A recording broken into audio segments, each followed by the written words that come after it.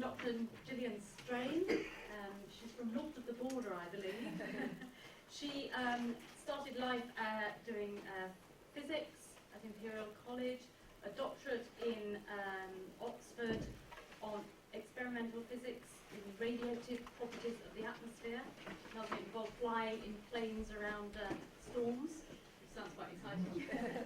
And then she changed tack a little bit and went into the Anglican ministry, was ordained in Oxford. She published a book in 2014, which is on the bookstall, which is called Introducing Science and Religion, a Path Through Polemic, which is actually a very good book. I've read it and really enjoyed it. She now has just been appointed as advisor on science and religion to Imperial College London, and she's a blogger. So if you like reading blogs, she regularly blogs on science and religion and writes at a popular level on this area. And I believe you've escaped sick children. Is that right? Up here for the day. Delighted to be here. Yes. With no germs. Okay, great. Okay, Gillian, over to you. Thank you. So my topic for the next 45 minutes or so is matter, stuff. Everything that we are, everything that we touch, everything that we can see out the window. In fact, the entire material universe is quite a big subject, I'm sure you appreciate. The study of stuff has been at the beginning of all human inquiry into knowledge. The beginning of all philosophy and science was an attempt to understand the material world, and of course today remains the basis of science, the study of the physical universe. That's a science. On the theological side, theology, one of the very important branches is the doctrine of creation, the idea that God made the world, the same world studied by science.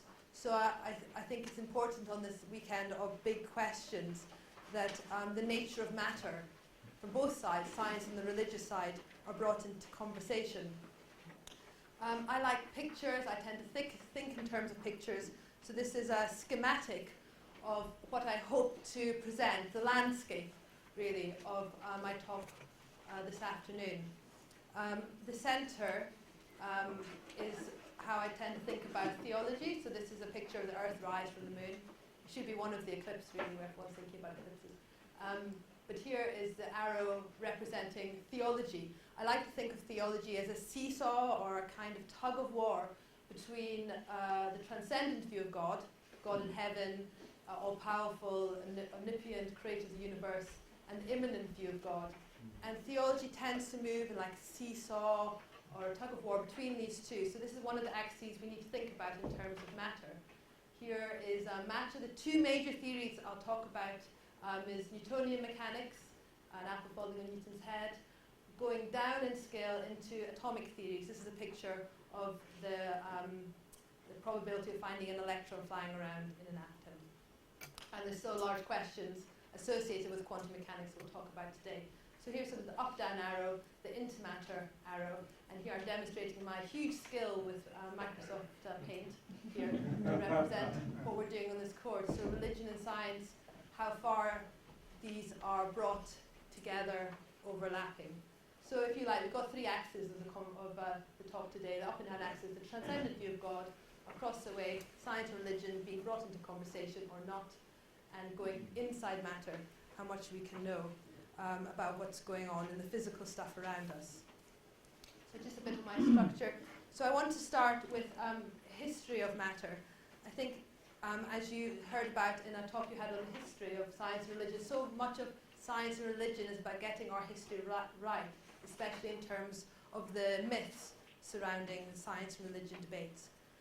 And I'm going to look particularly at the Greek philosophical schools, what they thought about matter, because the Greek philosophical ideas was the milieu into which Christianity emerged and then had to work out its own philosophy and theology. So it's important from that point of view.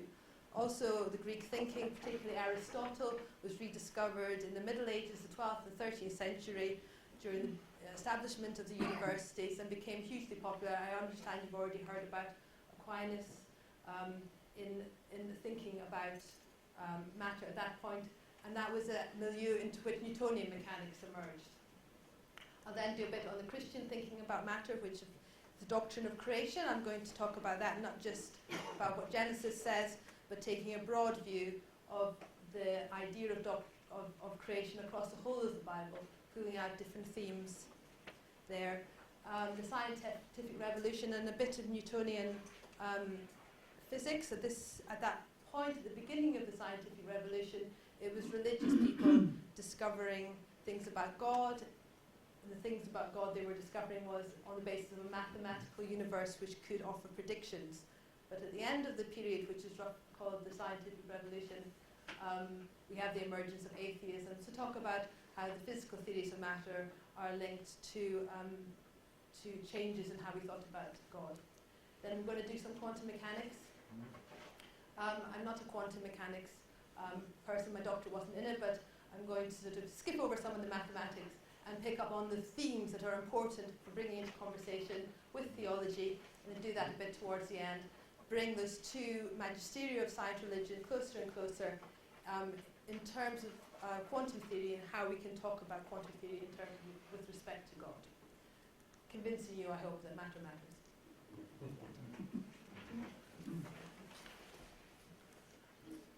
So the history of matter. The issues for the Greeks when studying the material universe are the same issues that we face today. What is matter and how do we predict it? So the beginnings of science are these Greek philosophical schools where the rational study of nature was done as part of a much larger, grander endeavour to build up philosophical systems, including the perceptible world, but also other larger questions about the nature of reality or the purpose of life. And one of the central topics was matter. And the problem with matter, as far as the Greeks were concerned, and why they needed to study it and theorize about it, was because it changed. Greeks liked perfect, eternal answers. Living on earth with change, things breaking, things suffering, things dying, was a problem to be solved. The first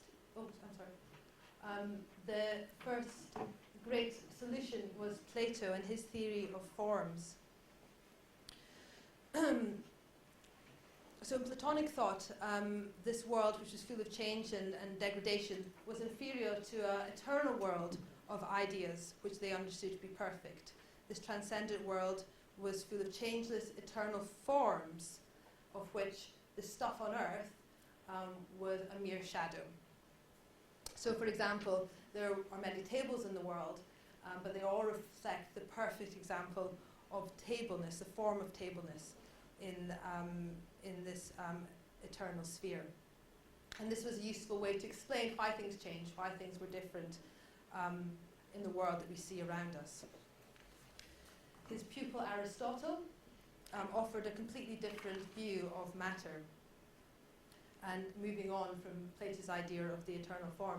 And he introduced the idea which begins to look a bit more like the science that we have today.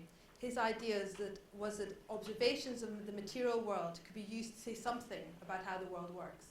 It seems obvious to us now, but this was a new idea. And there we have his quotation there on the slide. Scientific knowledge was universal knowledge of necessary truth through their causes. That his generalizations about the world are based on normal things we see around us, and the cause of change could be understood by those observations. So for Aristotle, a table was a table because somebody had designed it and made it, rather than because of any Platonic ideas about tableness. And there was more of an acceptance of change in the world. Change was not only okay, but it was something to be studied. The other main theory of Aristotle that's important for Western thought, and I think maybe somebody mentioned this earlier before, was his idea of the unmoved mover, or the prime mover. The idea that God exists for him and doesn't move, and is kind of the reference point from which all other movement is possible and measured from. God is the cause of movement, but himself is unchanged.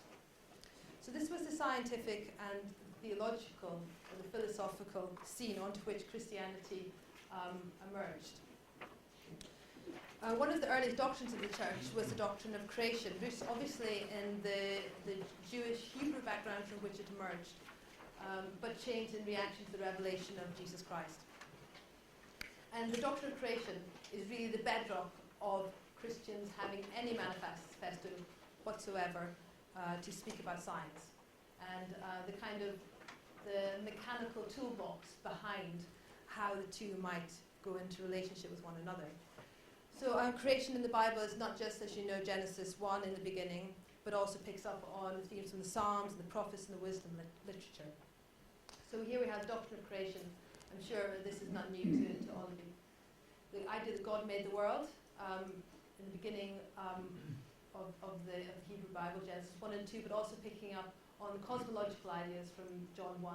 And in the beginning, Christ was there too. Matter is good is repeated often in Genesis 1. God made something and saw it was good, over and over again. So matter is neither divine nor evil, it's good. And it's good for us to engage with it. The establishment of order, we have that image in the Old Testament of Jeremiah of the master potter moulding clay into an ordered, beautiful object. And picking up on other ancient Near East mythological threads, we see creation according to the Christian world is about order of chaos. Creation continue, the idea that God is still there. He didn't just make it and leave the scene. We have themes and ideas that God's still there. He's making those streams to gush forth, those trees to go into flower. He's part of the creative world. And we're made in God's image, a special role for us. And this all gives us a mandate, really, for engaging with the world. God made the world. Therefore, there's some point in looking in the world for God.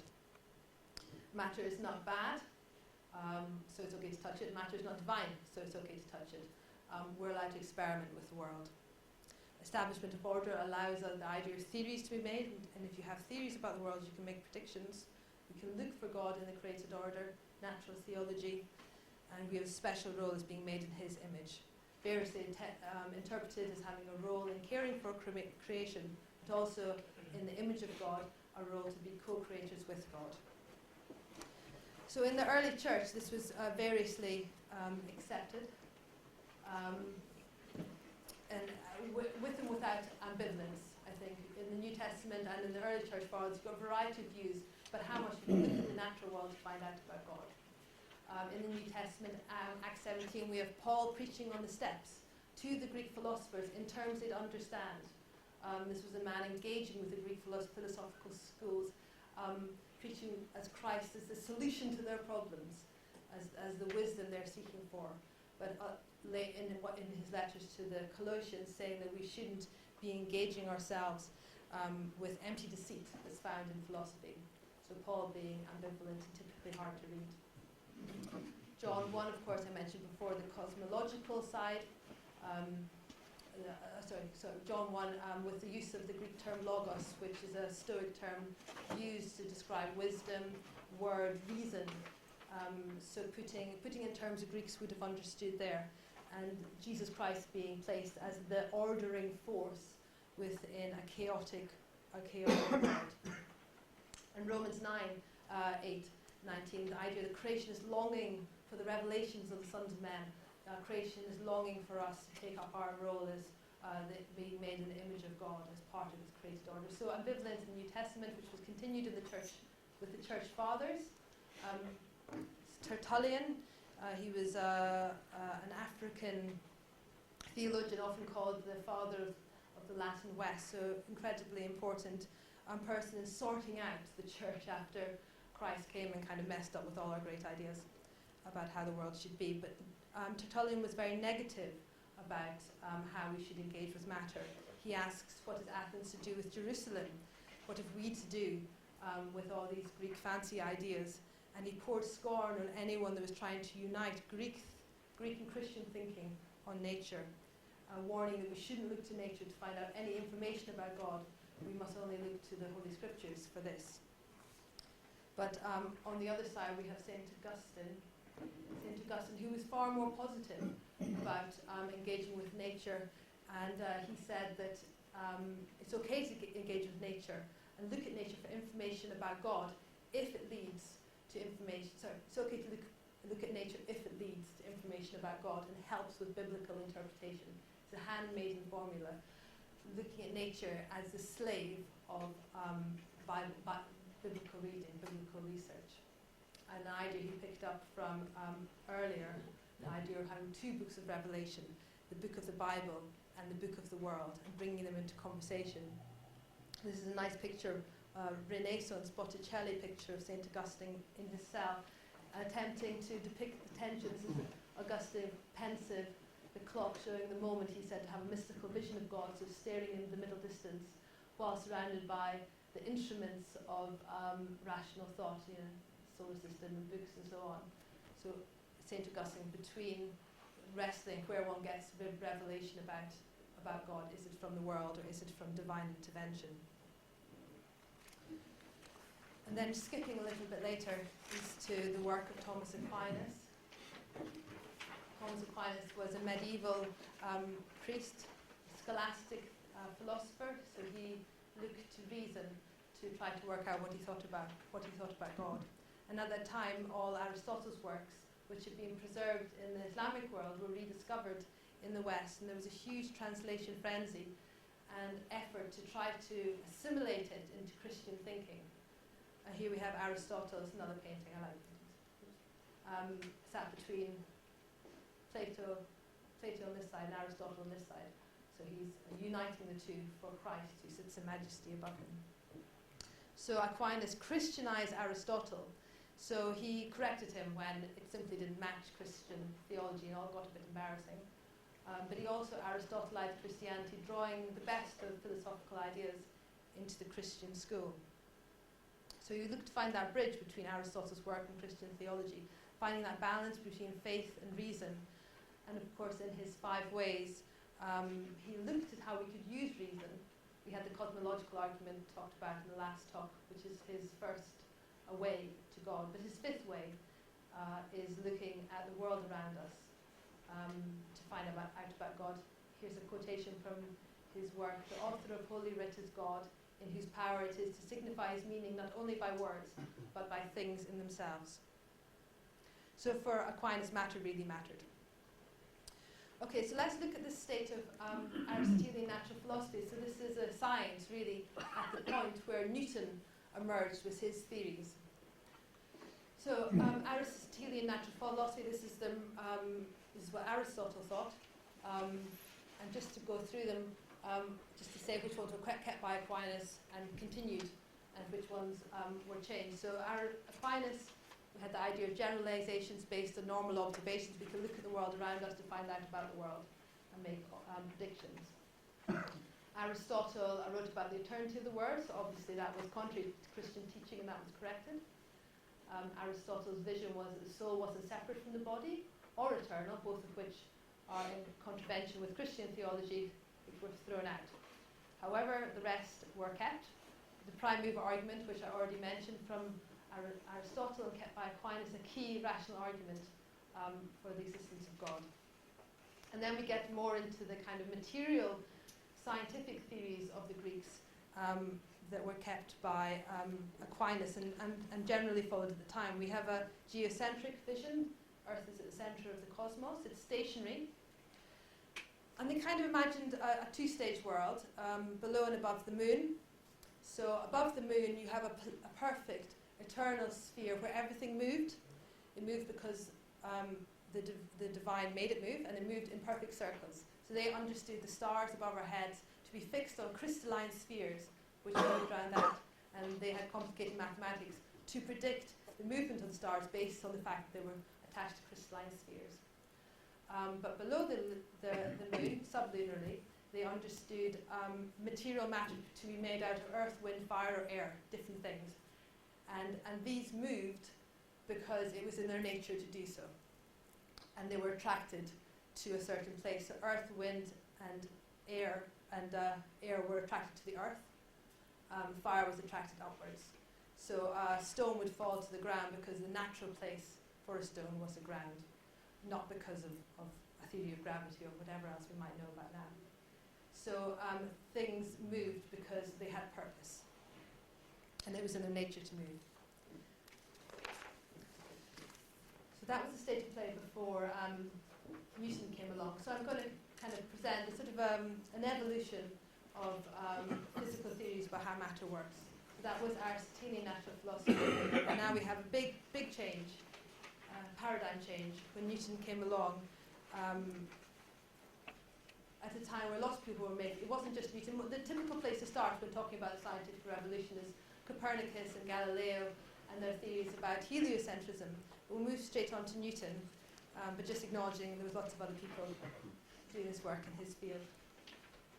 So Isaac Newton was an English physicist and mathematician, particularly famous for his laws of motion and of gravity, all done in a time when it was shifting away from the idea that things moved because it was in their nature to do so, but rather that things moved according to mathematical laws. And these laws could be found by breaking systems down into the smallest parts. And this is the idea of determinism, breaking it all down and then coming up with laws to kind of predict how they work. And these laws could be used to predict both the future and the past. And in the beginning, Newton's work was theological. It was a study of God's world. This is the preface to his Principia, not by him, but the business of true philosophy is to derive the natures of things from causes truly existent and to inquire after those laws on which the great creator actually chose to found this most beautiful frame of the world, not those by which he might have done the same had he so pleased. So the laws were created by God, and the world was contingent upon him. And this was his theological basis for his work. Interestingly, he was questioned by Bishop Berkeley, who was an Anglo-Irish philosopher, asking whether space and time, which Newton understood to be linear, were actually God, whether space and time, which according to Newton were unchanged, were actually God. And Newton responded with the idea that space and time were not things in themselves, but effects of God's existence, in which other things exist. So for Newton, God's existence made everything possible and all movement possible. So let's go on to his laws of motion. I needed a ball. I thought we'd have a demonstration because it's science. It's the globe. I bought this from a service station on the way, and the guy asked me if I was lost. So anyways, ball. So Newton's laws of motion, 3 physical laws that laid the foundation for all of classical mechanics. So when I practice my talk, I visit a table. Anyway. So Newton's law, the first law, this ball won't move unless I push it again. And if it is moving, it will carry on moving in a straight line until it's stopped by something else, whether that be a wall or friction. The second law, force equals mass times acceleration. So the harder I push the ball, the faster it's going to go. And the third law, for every action there is an equal and opposite reaction. So the force that ball is placing on the lectern is exactly the same as the force the lectern is placing on the ball back up. So these are idealized laws. They assume point masses. And they're useful. Every engineer uses them. If you're building a building, you need to know about Newton.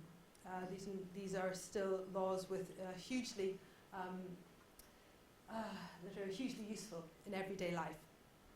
And when combined with his law of gravitation, which is a theory to explain the force that appears to be between two objects, you can explain planetary motion as well. And they're very good approximations for the scales and speeds of everyday life. They've been superseded by Einstein's theories of general relativity, and they change the strong gravitational fields. But otherwise, generally, walking around, getting to Cambridge, building things, these are really good laws, and still very useful today. They explain how matter works at the macroscopic level. To go on to some quantum mechanics now. So in the 20th century, the beginning of quantum mechanics caused a revolution amongst physicists that has sort of never been seen before. It entirely changed how we think about the physical structure of matter. Quantum mechanics is difficult and it's very different. It's a challenging area, and it really requires very complex mathematics. Even if you try to read sort of an introduction guide to quantum mechanics and it has equations, very quickly it gets into quite complex things. But it's also very counterintuitive to how we think about the world. Richard Feynman was mentioned in the last talk as one of my heroes as well. He says if you think you understand quantum mechanics, you don't understand quantum mechanics. Full stop. Which kind of gives me hope. And David Bohm, who's an American theoretical physicist, says if you're not shocked by quantum the quantum world, then you haven't understood it. However, despite it being shocking, counterintuitive, bizarre, the source of many Channel 4 documentaries, it works. Every transistor in any electronic product is based on quantum mechanics, and there's heaps of experimental evidence to show it works. There's a strange balance in this field between the really bizarre and the everyday usefulness. Quantum mechanics is incredibly important for understanding matter. So I thought I'd start with an example that by the sort of noise I made when I put up the slide, something you've perhaps come across before, but this is a double slit experiment to demonstrate the weirdness of the quantum mechanical world that we're dealing with. So if you imagine a light source here in two screens. The first screen's got two slits in it, and the second screen is a bit like this screen here, just a projection screen. So if you start off with a normal light source, a light bulb here, what you'll see at the second screen is called an interference pattern. And that's created by these two slits here becoming like two more sources of light. And then these two sources of light will interfere and cause this bumpy pattern because light can be understood as a wave, and when two waves add together, this is the pattern that you get.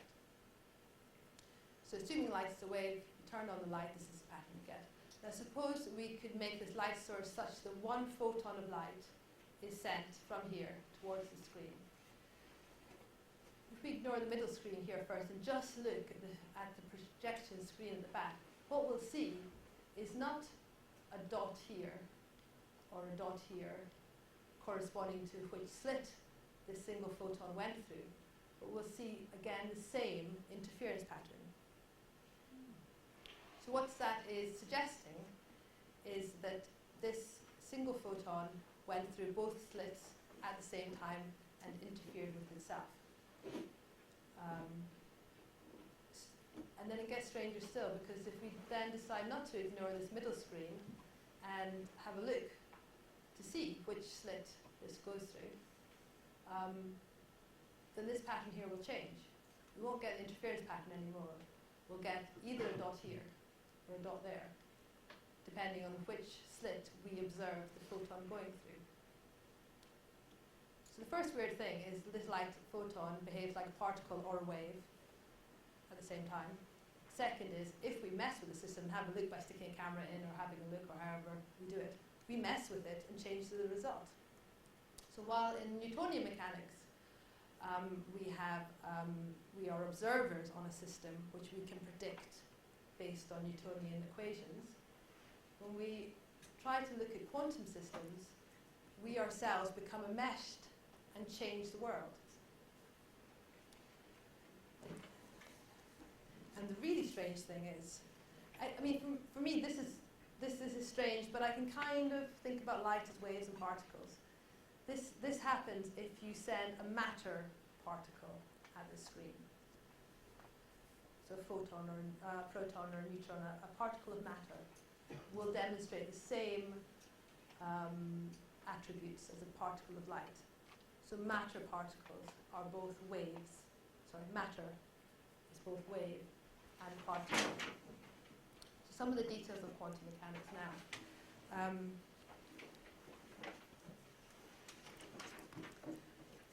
There's three main sort of take-home attributes of quantum mechanics I was going to focus on. First is the Heisenberg uncertainty principle, which is an equation that says you cannot resolutely determine what a particle is going to do in a system. You can't make a firm prediction about where it is. You can only say where it might be. So quantum mechanics doesn't give you actual numbers, it gives you probabilities. So this equation here, delta is a change in. So change in position times change in momentum gives you a constant number. So change in momentum is speed, is mass times speed. So this gives you the level of how accurately you can know where it is, and this is how accurately you know how fast it's going.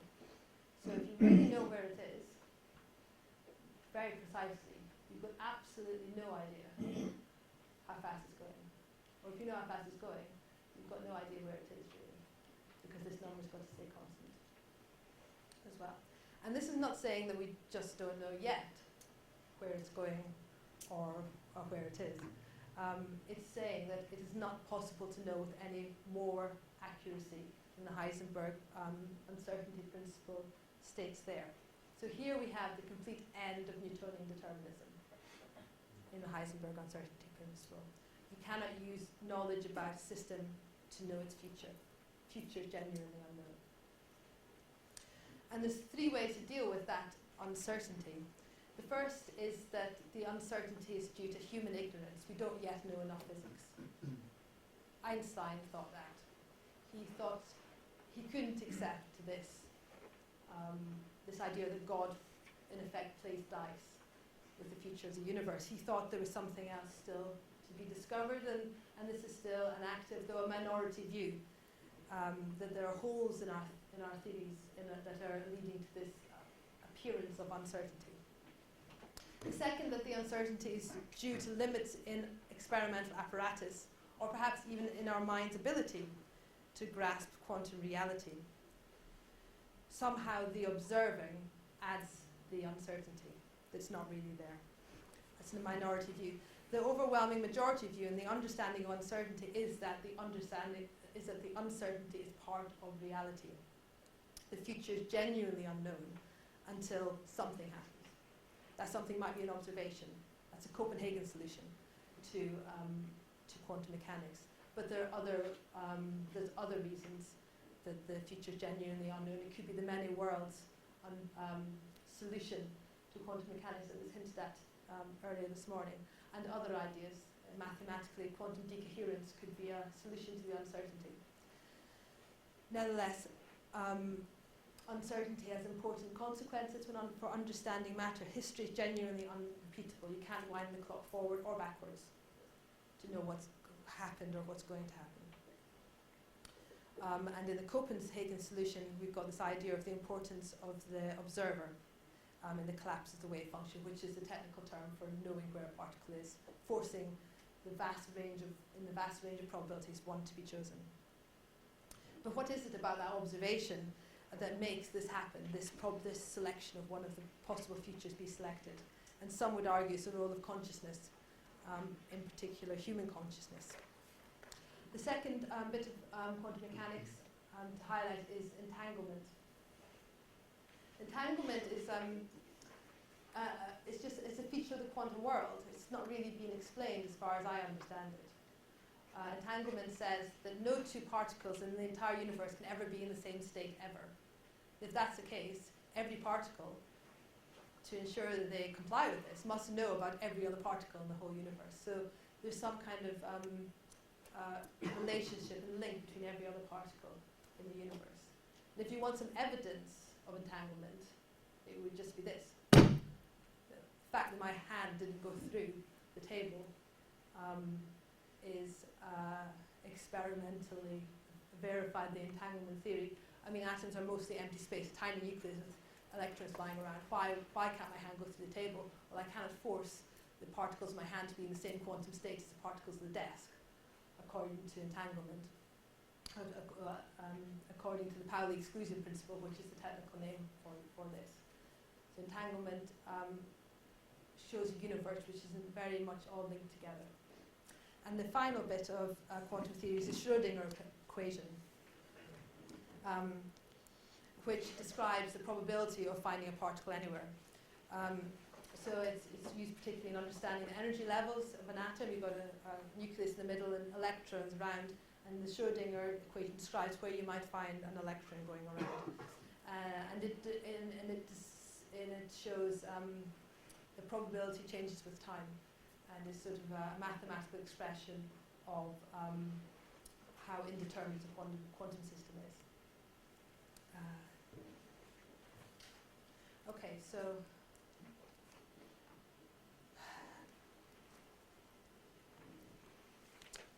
go back. So in terms of the questions remaining, quantum mechanics is one of the parts of science as a whole which has forced the community to be okay with uncertainty. Uncertainty is very much part of the structure subatomic particles. And this is a huge thing in the face of science, which understands itself often to be entirely deterministic. One of the big problems of quantum mechanics is the measurement problem. It's one world. Why do we have this big interface between the subatomic world, operating quantum mechanics, and the macroscopic world, which appears to be deterministic and predictable? Why is it when you make a measurement, something changes and something happens? What is it in the measurement bit? Is it down to the observer, or are there other theories about why you get sort of apparent uncertainty at the subatomic level?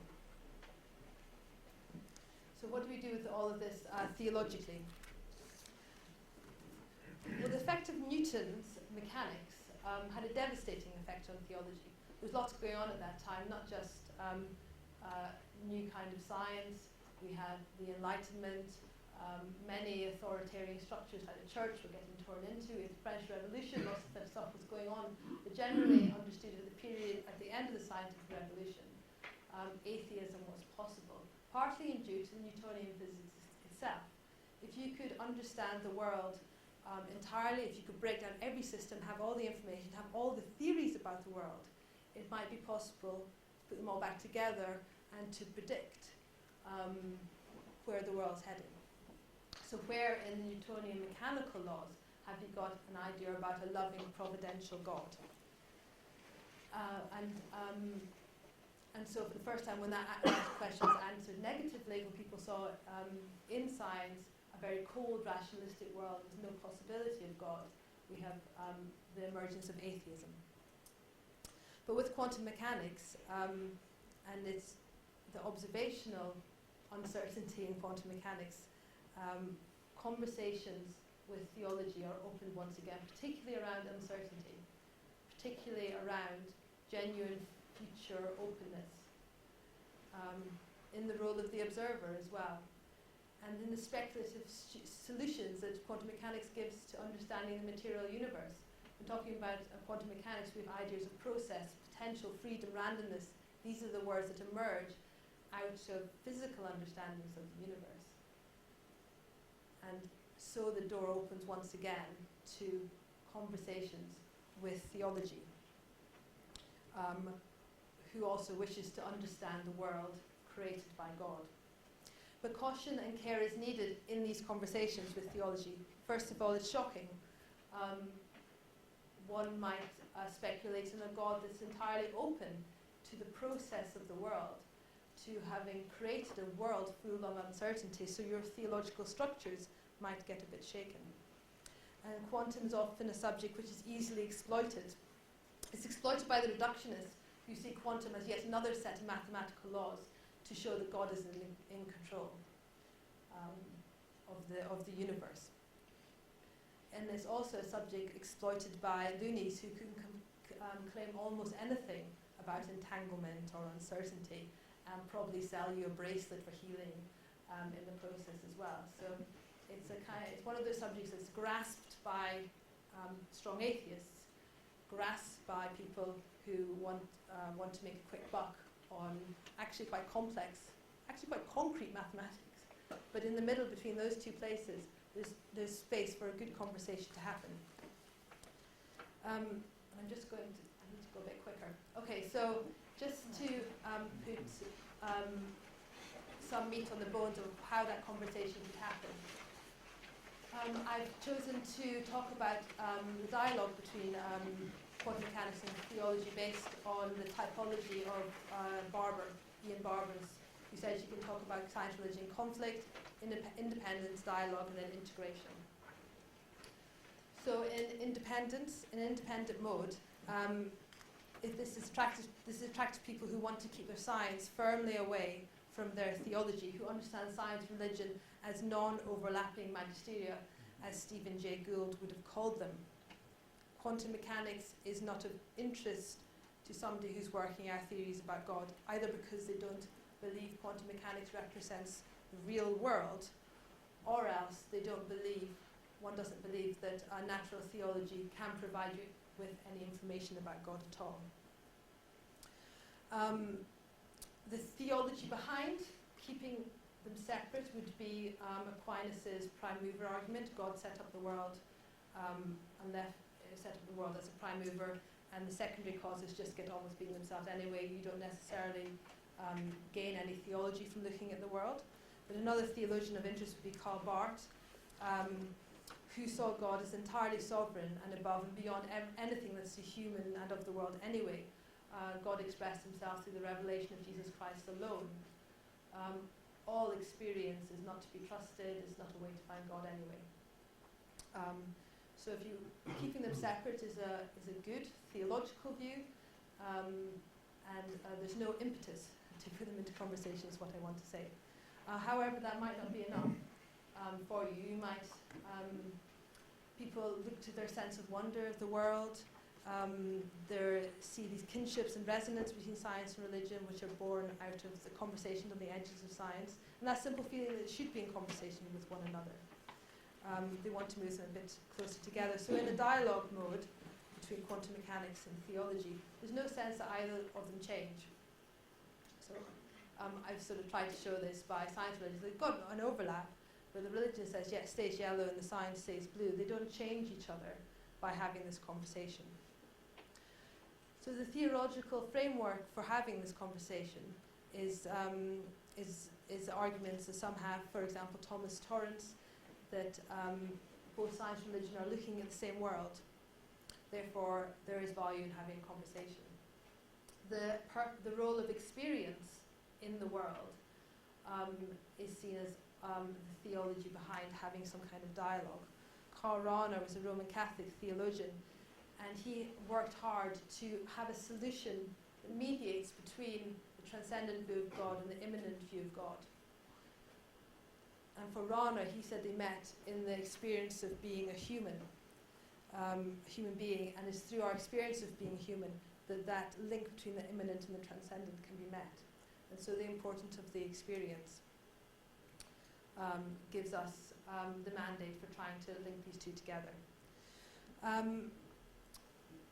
For example, it's a mystery why an observer is so necessary in the Copenhagen solution to quantum mechanics. Why is human consciousness so important? And it's been seen in other areas of science. For example, evolution is the place and purpose of human consciousness is seen as incredibly important. And the religion too isn't just based on reason or the Bible. It's a human study. The importance of experience in religious life and information about God is seen as important as well. So here's an important place of dialogue. Consciousness has a role in quantum mechanics, as it does in individual Christian lives, trying to find out information about God. And the final way is integration. So, yeah, that's right. So when they come together, religion can change as a result of what science is saying. And here we have a very strong immanent view of God. God is part of the system, and he's changing. So there was a book called The Tao of Physics by physicist Capra, who looked for the connection between Eastern mystical understandings and quantum holism. And he picked up on ideas of paradox, wave-particle duality, mirroring the paradox between yin and yang in Chinese philosophy. He noted the similarity in Eastern religions with this, with their desire to search for unity in consciousness, with the role that consciousness plays in quantum mechanics to collapse the wave function.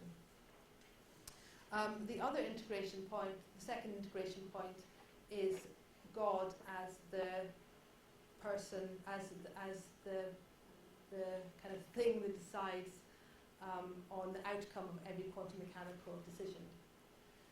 So when the wave function is collapsed in quantum mechanics, we move from the quantum mechanical uncertainty into a certain outcome to an experiment. Quantum divine action theorists would say it's God that's making that decision. God is the effective observer that collapses all the wave functions. There's some criticisms of this idea. God acting in every quantum mechanical decision in the world is not really a very efficient way for an almighty creator of the universe to change anything. And if God is really deciding the quantum mechanical decisions that are made, we have other problems, like why doesn't God stop terrible suffering in the world if he's able to collapse wave functions? So it's a theory that unites quantum mechanics and theology, but one not without its issues. Another fascinating integration point that I'm particularly interested in is how we come to terms with uncertainty that we see in science and how we integrate it with our theology. This uncertainty is understood by scientists to be a genuine part of the material universe, and therefore perhaps directly in clash, in dispute with traditional ideas about a sovereign God who's in command of the universe. Quantum mechanics might suggest a God who has formed a cosmos where the future is genuinely uncertain, perhaps even to God, depending on how you understand God. And some find this threatening or untenable. But the theology behind it is quite interesting. We've got panentheists who believe that the universe is held in God's being. Would see quantum indeterminacy as not a problem. It just shows a universe open to the opportunities of having a free relationship with a creator. And the theology that's important to pick up at this part of the discussion is process theology, which understands God to be a fellow sufferer with us in the world.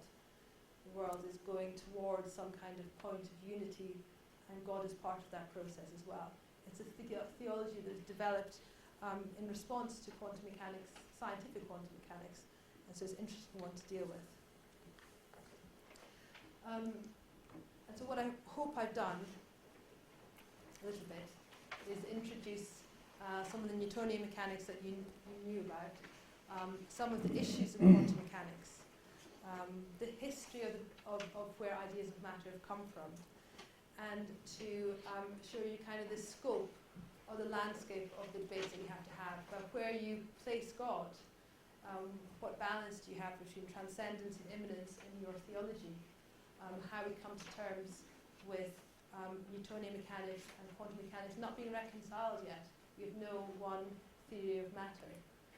And the theory of matter we do have shows an uncertain place where we're meshed together and have a non-deterministic, probabilistic outlook at the fundamental level of our world.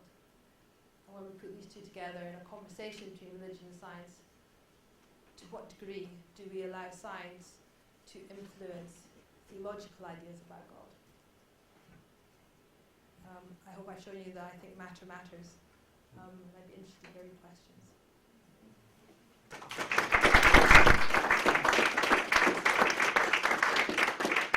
Thank you very much, Gillian, for taking us into the world of the small that we will find unfathomable if you do, so I think we do as well. So over to you for questions.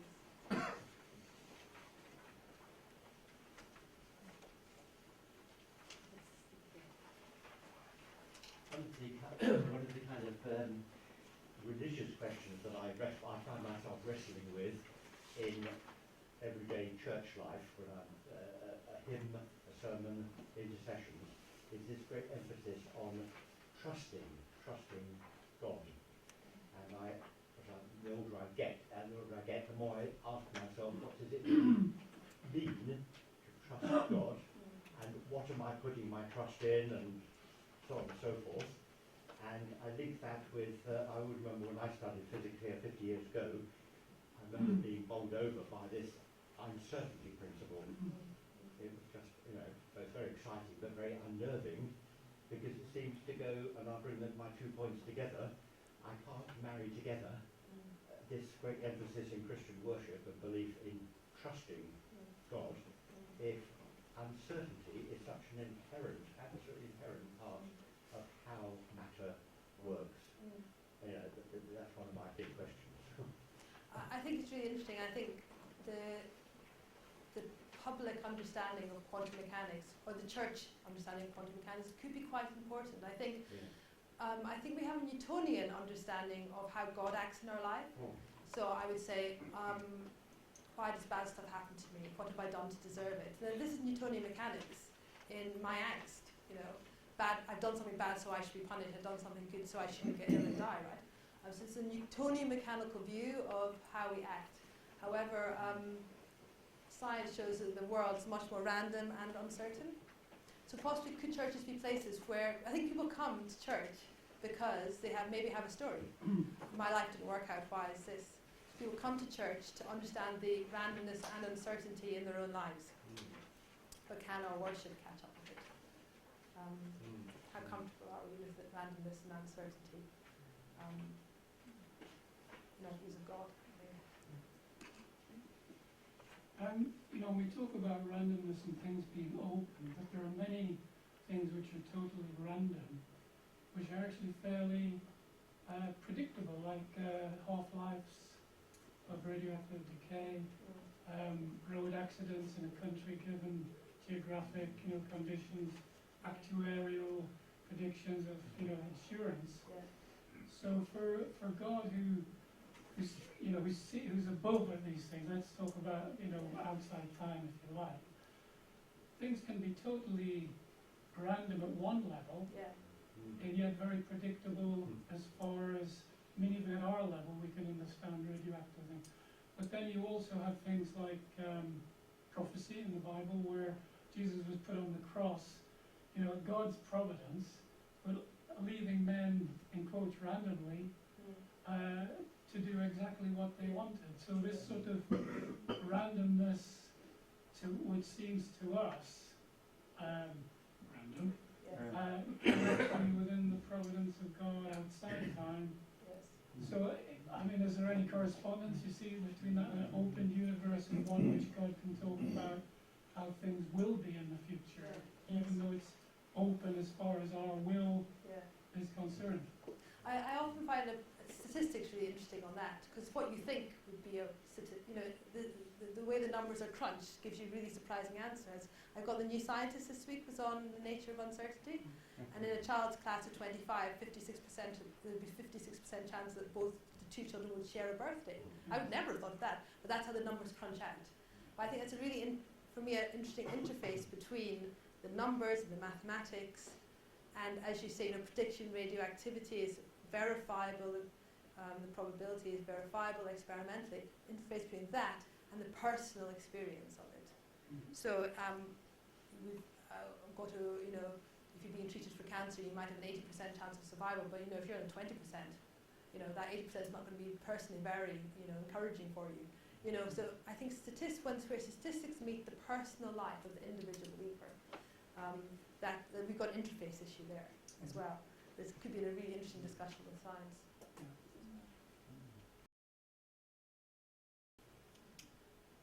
It's really making space for allowing God to act in the world without us seeing him acting. All sorts of things can be, God can interact with the world without us noticing, basically.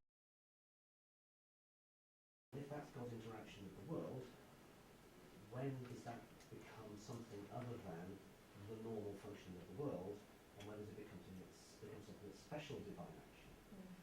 Particularly special divine actions like the resurrection of Jesus Christ, which is central to Christian faith. I suppose two parts of the question. Firstly, do you think quantum mechanics is a valid model for God interacting with the world? And secondly, how do you fit special divine action into that model, particularly the resurrection, if it's not going to be something bizarre? Yeah. This intentional action on God's part. Yeah. Maybe that's a huge question. I think there's always a danger, isn't there, looking back in the history of science religion, is to pinning our theology too strongly on a scientific thing, and it could be this uncertainty. We just haven't worked out math yet, mathematics. There probably is lots more. I was reading a thing from a quantum physicist who said it might not be the answer, and the answer probably is nothing like quantum. It's not like the answer is going to be quantum mechanics is a bit better. It might just be something completely different that we haven't thought of. So the danger, I think, would be to pin God's action in the world too closely to something like quantum interference. I think I'd be happy just avoiding the whole resurrection thing. I think what was I going to say? I think it comes down to personality. a lot of this. The anthropic principle, God and the uncertainty, for me personally, this doesn't do it in terms of evidence of God. I think it's part of it. But for me, drawing on my experience, drawing on the scriptures, and I can tell you something on my face about my experience of God, but it won't convert you in the same way it's converted me. So I think when we talk about religious knowledge, it's something so different from scientific knowledge, and it can be a part of it. And that's how I would interpret it. But other people might pin their entire faith on the anthropic because that's what excites them, and that's real for them. And I think God converts us individually. I had a spiritual director at college. He said, "Pray as you can, not as you can't."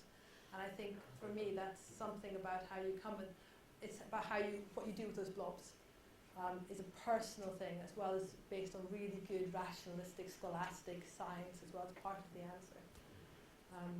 And I just need to think about the resurrection a bit more, so I'm just going to not answer. Sorry. Yeah. This is just sort of follow up on an earlier question, really, or common question. I mean, it seems to me that the stuff that we really care about, that stuff of everyday life, of relationships, being a biological organism, for example, I'm a biologist, so you can tell where I'm coming from. But I mean, all the sort of stuff that we read about in our daily papers and that people really care about. I mean, this is all way above the quantum level. I mean, it's not uncertain in any kind of quantum sense at all. I mean, our beings are averages of trillions and trillions and trillions of quantum events. So, and therefore, it seems to me that to extrapolate out of quantum uncertainty to the stuff of everyday life is simply a category error. That's simply misunderstanding the nature of matter, isn't it? That matter is averaging of trillions of quantum events. And just as an illustration, I mean, in biology, the number of quantum events you can identify where the quantum uncertainty is relevant to the biology, I think I try and keep track of the publication. It's less than 5, I think, I mean, photosynthesis is 1, actually. There are some others, 1 or 2. Bird migration happens to be another one. So there's a very, very few number that people have found where an actual quantum event has an outcome that you can actually look at and investigate. So I just want to flag that up as a sort of, as a slightly counter of extrapolating too much about this world of uncertainty, and interested to hear what you might say to that point of view. Yeah, thank you. I agree in that me standing here, the physics of me standing here doesn't rest that much on quantum mechanics, and we can get by fine with Newtonian mechanics. What I'm attracted to is it Francis Collins, who is the head of the Human Genome? Yeah. He wrote about pools of coherence, pools of ideas. For example, quantum mechanics is one thing that works. General relativity is another thing that works. They're not linked together, but with the theories that we're working on, and levels in nature. So at a subatomic level, quantum mechanics works. At a higher level, things that influence evolution are important, and so on. And I guess in my mind, I've got a patchwork world where we've got these pools of certainty and levels at which different scientific systems work.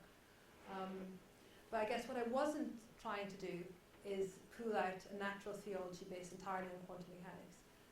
What I find quite exciting is the use of models and ideas and language that can excite ideas and theology. So drawing on things that emerge from science and using them to enhance our view of God or find different ways to talk about God. I certainly wouldn't be wanting to say quantum mechanics is the be-all and end-all of our understanding. And thank goodness we do have lots of coherence and lots of predictability in our world, as well as we experience it. And in terms of those who are pastors, and I met a few today, it's certainly not the world that most people are used to. Not everybody would be interested in, I guess. So. And I suppose if we're saying that God anyway is outside, is more than the world that He has created, then we can't limit Him to necessarily operating within the systems that the physical world operates in. We have to allow, if you like, God to be God. Yes. And are there other questions? Yes. I do not quite understand what you mean by theological uncertainty. And if it is anything to go by, I think it would render support to a type of nihilism. What do you say to that? I didn't quite hear. Theological uncertainty. Theological uncertainty. Exactly. Okay, yeah. And whether it's linked to nihilism. Nihilism. Yeah. Yeah.